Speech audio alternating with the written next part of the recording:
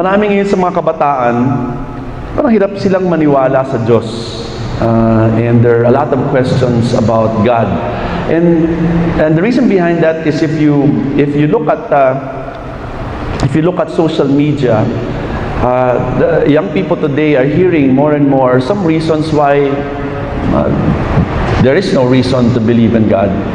So what I would like to give you today is something very basic.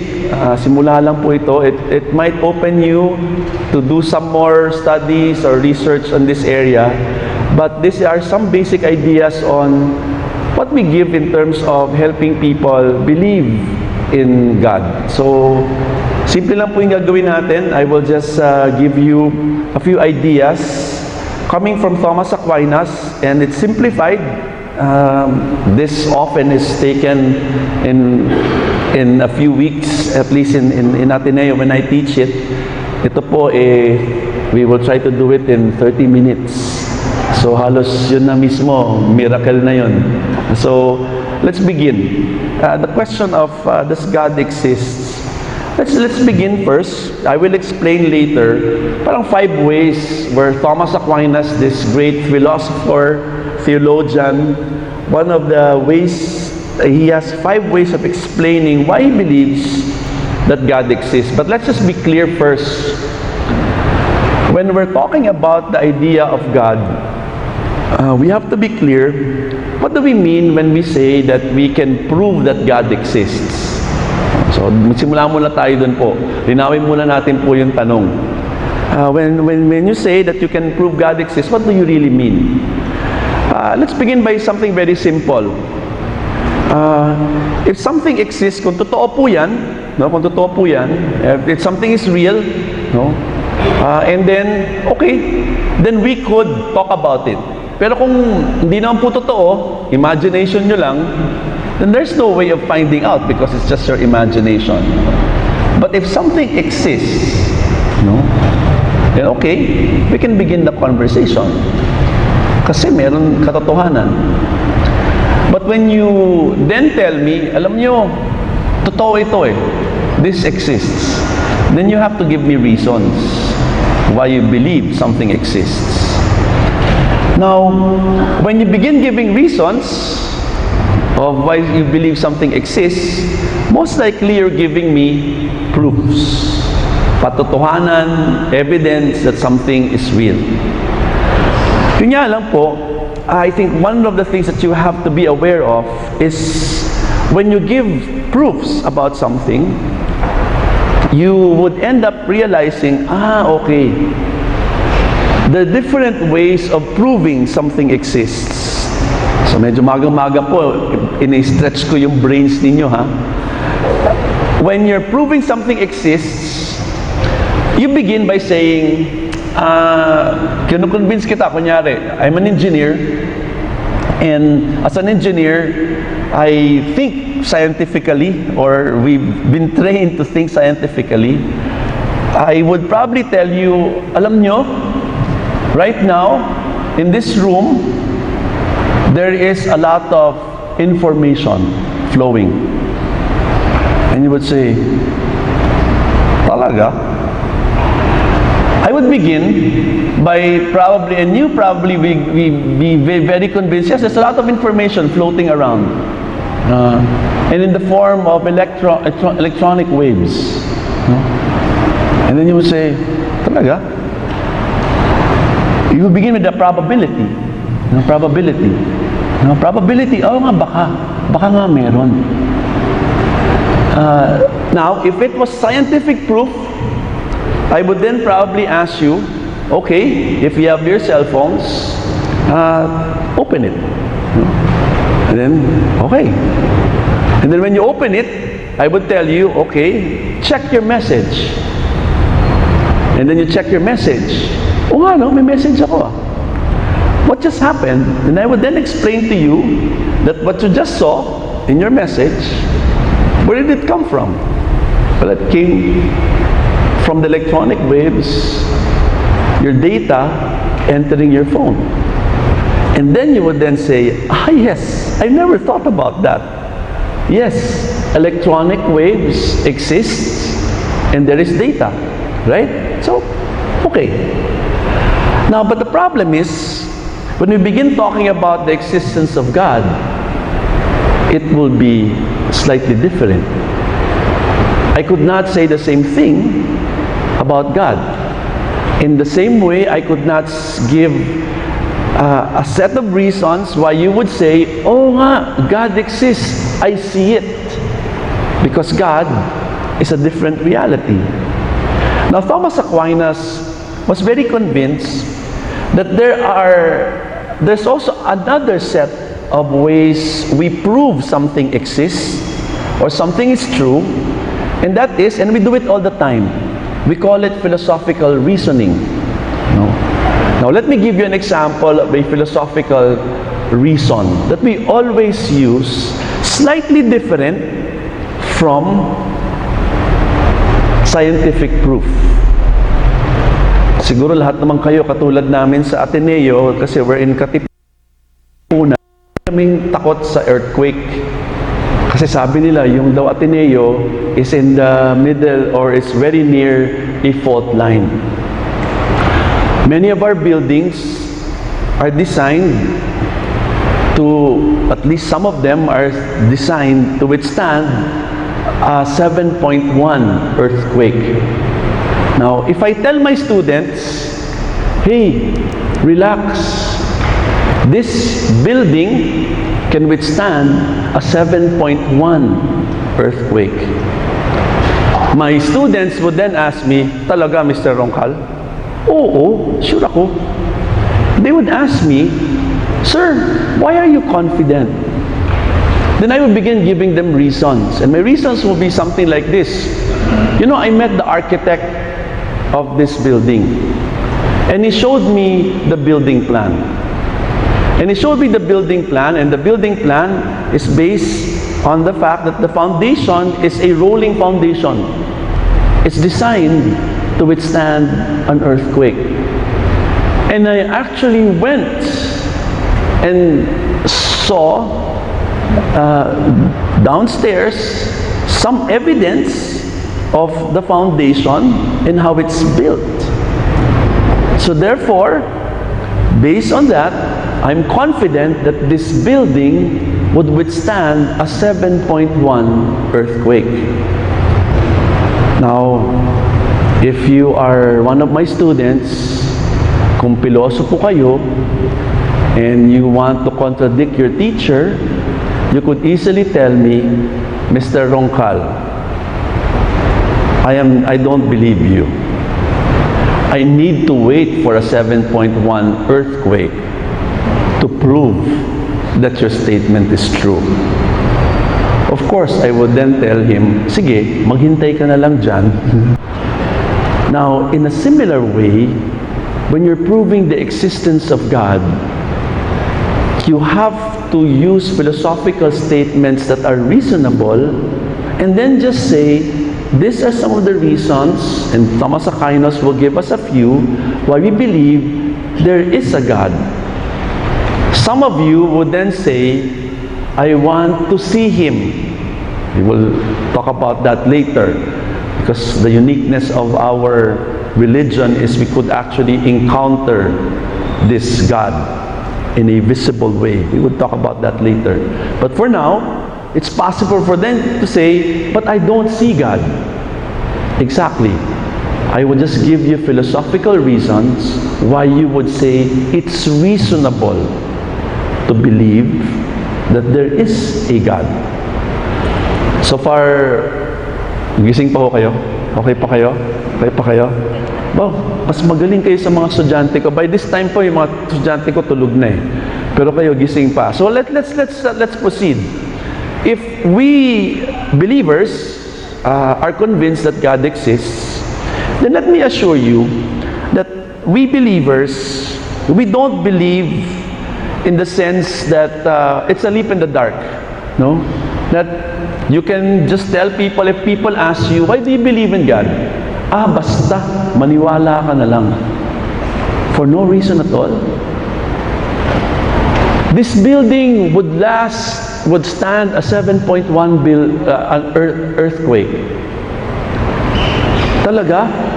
Basta maniwala ka na lang. No.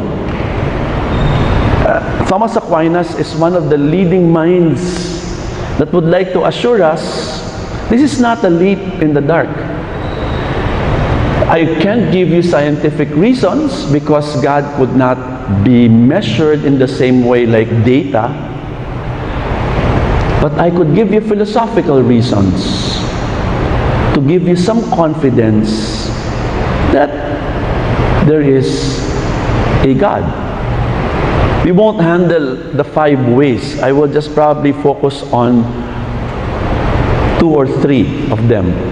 But in your outlines, there are 5. The first cause argument, which I think is the generic form of all the arguments of Thomas Aquinas, the argument of motion, the argument of design, and the argument to moral order or morality.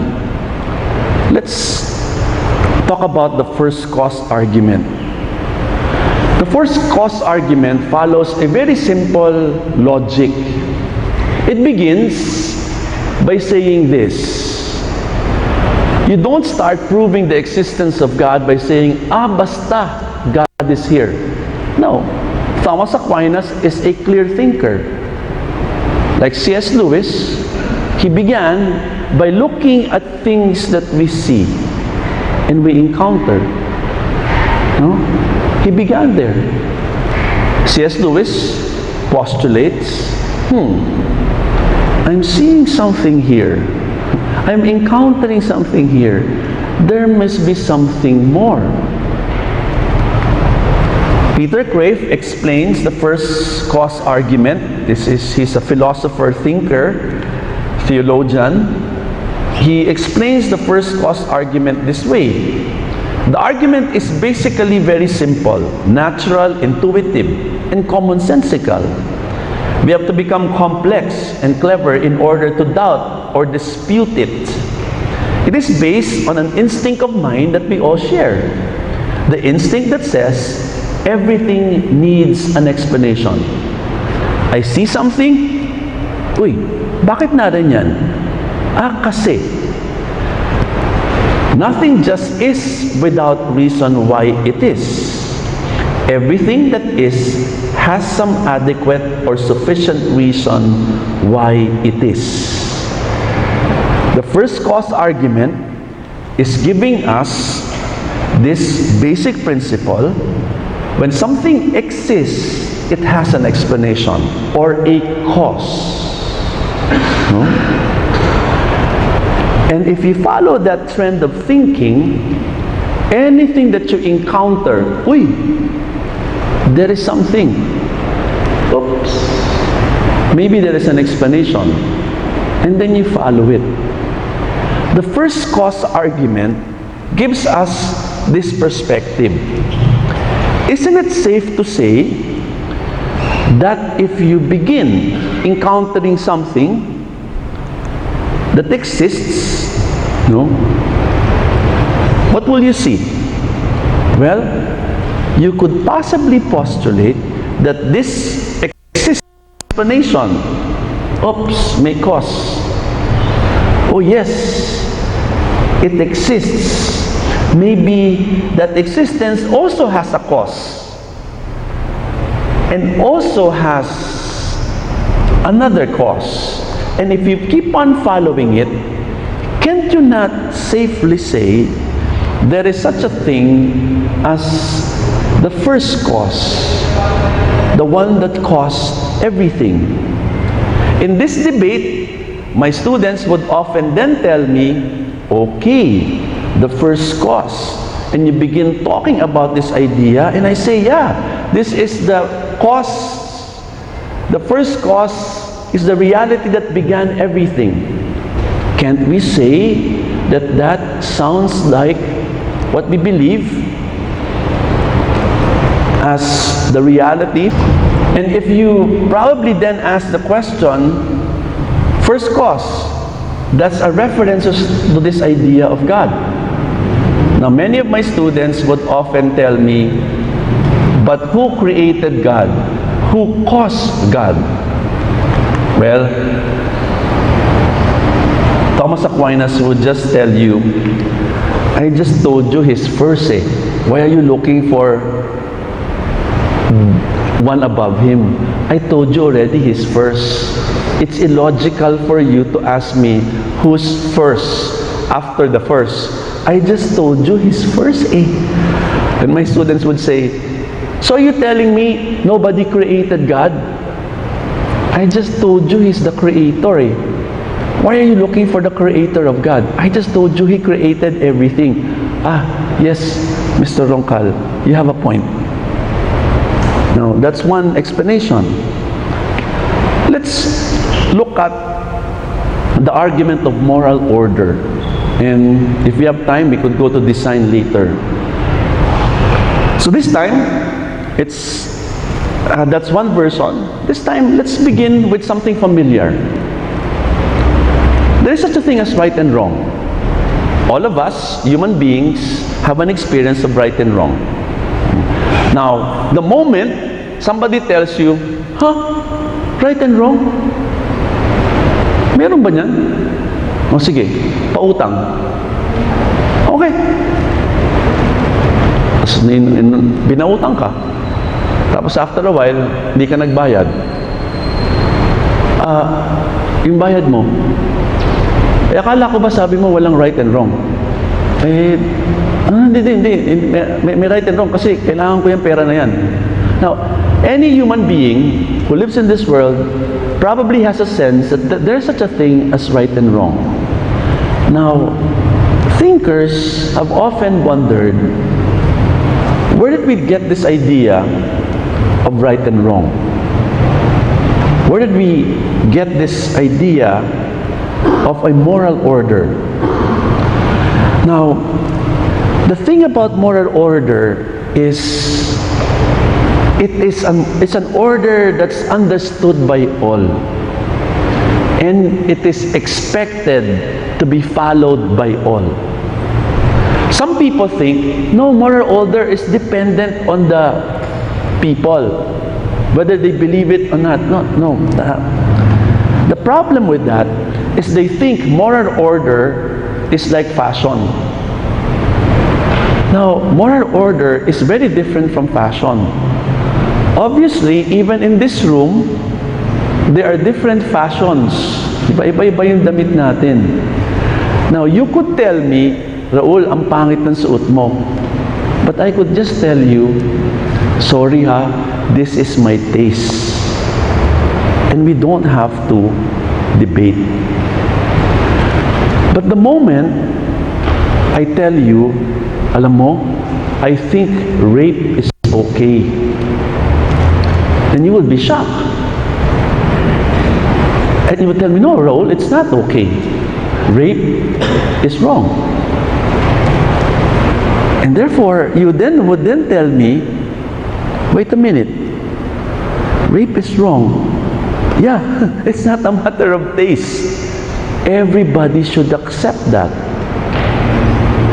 Now, one of the things that's very striking for moral thinkers is this. The human being knows what's bad, like rape. But we also know what's good. And the kind of good that we know is a good that not everybody here would be willing to do. Example, this is the kind of good in our heads as human beings that make the human being an unusual being. Kunyari po, itong village na to, itong barangay na to, madalas bumaha. No? Madalas bumaha. So yung barangay captain ninyo decided to buy life rafts, kasi dati nabaha talaga na matindi, life rafts just in case there's a major flood, no? That could wipe out this barangay. Now, in a scenario like this, your barangay captain finds out there's a possible flash flood. What would happen in a flash flood scenario, emergency? Something like this would happen. He would recruit all the able men And say, okay, tara. Unahin natin yung mga seniors. Naging yung mga seniors, kanyan. Then, after a while, okay, yung mga bata, kailangan natin yan, yung mga bata. Then, after a while, sino pa? Yung mga babae. Ibang mga babae, sabi nila, hindi, kaya din namin. Tutulong na lang kami. Sige. Yung mga disabled, lagay natin dyan. And after a while, you have this life raft full of disabled, elderly, and children. Full, okay? And then suddenly, the survivors would then go, and then CNN would come and begin interviewing them. And as they get interviewed, they tell the story. And what would they say? The abled men and women of our village, of our barangay, saved us. Then, the CNN would say, wow, you belong to a barangay of heroes. Now think about that.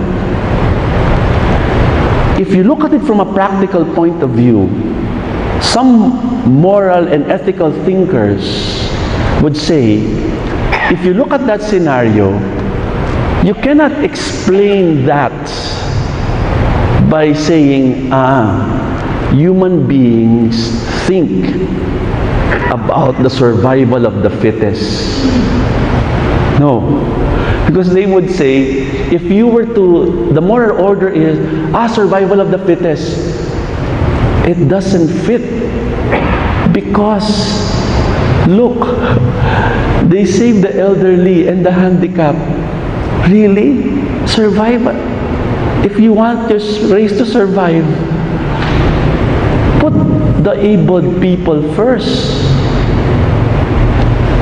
But that's not the way human beings think. We are a higher form of being. And thinkers often say, like Thomas Aquinas, don't you sense there is something more? That there is a good? And why would we say that? Because there's another flip side to the scenario. Remember po yung life raft, di ba? Panay mga matatanda, mga bata, handicap. Suddenly, may makita sila, may nakatago. And then pagtingin nila, uy, kilala namin yan si Mr. Roncal yan He doesn't look aged. He looks very able. And then he would be interviewed. Sir, you seem to fit the able-bodied people. Why did you stay in the life raft? Then I would be embarrassed to say, I was afraid to die. And so I wanted to save my life. But of course, everybody else would say, yes, we understand, but you are not as good as the others. Now, thinkers would often say, right and wrong is something understood by everyone. And this moral order is so profound, so good, that they say there must be a source to this moral order. There must be someone who put this moral order together. Okay? There must be a lawgiver or the one who put things together. Last point, and then I will just give some practical ideas. Again, the main thing here is to make you think a little bit and just discover some ideas that point to the reality of God. Last thing is this very simple sort of perspective. And this has been used by scientists who are believers. The simple principle of the argument of design. The argument of design follows this very simple truth. If there is a design, there must be a designer. Any thinking person, when he's walking down the beach, finds a laptop in the beach, would then look at the laptop, maybe try to figure out how it works, and then suddenly is able to figure out how it works, would be amazed at what the laptop could do. A thinking person would then look at that laptop and say, wow, I wonder who made this. Nobody would then say, wow, maybe the sands and the rocks came together and produced this by accident. No, it's just logical for you to conclude that if something as complex as this can perform something as beautiful as this, somebody must have made it. We do that for things we encounter. Thinkers and scientists who are believers, when they study the universe and study how life began, all they say is this amazing design. They say that if the earth was just a few inches closer to the sun, it would change our atmosphere enough to make life impossible here in this world. And that complexity of design amazes people and say, wow, how can this be? Somebody must have put this together. A scientist by the name of Francis Collins is the head of the group of people who map the human DNA. And one of the things, he's a believer. He wasn't a believer before. That's another story. But for him, he said that in the DNA of the human being is the complete information that gives the potential for producing us. He said, this detail is so complex. Wow, it's wonderfully designed. And for them, if there is a design, there must be a designer. And for them, of course, it gives them reason to believe in God. Now, in conclusion, what I just gave you are some ways of, in a certain way, making people think about believing in God. In the same way that I would prove to you that a building can stand the earthquake, that's 7.1, I could give some reasons why it is reasonable to believe in God. It's an intellectual approach, but that has limitations. It appeals primarily to the intellect, and sometimes people often demand more. They want to see something, they want to really be sure, and often it does not address all the concerns that people who approach us who don't believe in God give us. We need, in my opinion, a more contemporary approach. This is important, it's good for you to know, but I think we need more. We need to engage people in some kind of dialogue. And we need to give them concrete examples of our own experience of God. Some practical considerations. I'd like to at least recommend that most of the time, the people we should engage in are the people who are asking about the faith. Try to avoid people who clearly are just debating with you and want to disprove you. You could also, if you want to spend time doing that. But I think the more important thing that you need to look for are opportunities to talk to people who are asking questions, who want to believe. And it's easier for us to convince people like that. And it's easier to believe in a supreme being also when you help people, and we will talk about that later, to encounter Jesus Christ in their lives. That's, I think, something that we need to begin thinking about. How do we bring people to a personal relationship with Christ first and foremost? These reasons that we're giving you can help you at the start, but it's not enough. Last but not the least, we must remember that it's best to help people have a personal experience of God. And let me end with this. One last story, then this is the end of my presentation.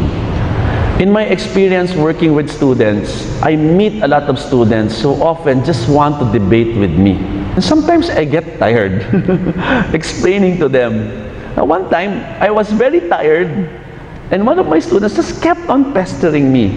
Sir, you explained already this kid, but I really don't believe and we kept on debating. Because of how tired I was, I ended up doing this. I told my student, okay, let's make a deal.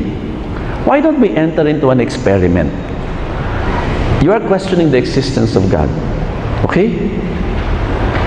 Why don't you do this? Talk to God. Mr. Rungkal, I don't believe in God nga eh. Well, if there is no God, nobody will hear you. Nothing will happen. So then you can tell me, and then so you would prove to me that there is no God. And she smiled. She said, okay, Mr. Rongkal, that's very reasonable. Then I walked away, and I said, at least I got rid of her. She won't. Again, it was my lack of faith. I just walked away, no? And I said, okay, at least, bahala na. And then after a few months, she comes back to me and tells me, Mr. Rongkal, can I talk to you? Why? Do you remember the experiment? And I said, what experiment? Our course is theology, not science. No, you remember the experiment you told me to pray to God. You remember that? Well, last week I had a dream. And I dreamt of my grandmother. Okay. Now I remembered one of the reasons why I don't believe in God is because I prayed for my grandmother when I was very young. And she was suffering from cancer. And she never got healed. And after that, I stopped believing in God. So, well, in that dream, sir, I was talking to my grandmother, and I felt that there was somebody else in the room. And I felt that God was there. Okay. So then what happened? Well, when I woke up, I really was clearly awake. But then, I felt the same presence in my dream. And I could not escape that I felt somebody else was inside my room. Mr. Rongkal, I think there is a God. What do you think? I said, I just told you. Okay. Let's keep on talking. And ever since,